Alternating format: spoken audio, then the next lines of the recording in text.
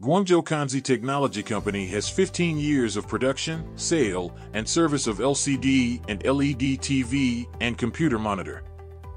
Our factory is located in Panyu District, Guangzhou City, Guangdong Province, China, covering an area of nearly 15,000 square meters. Factory has 160 workers. 15 years of experience, 12 years supplier of the trading company, ISO, CCC certificated, 1 hour reach Shenzhen port, supporting OEM and ODM. Our main products cover computer monitor and TV monitor.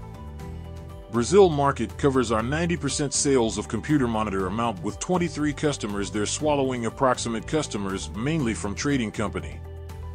Our products also sell well in world markets such as Southeast Asia, Africa, the Middle East, and Latin America. Welcome to cooperate.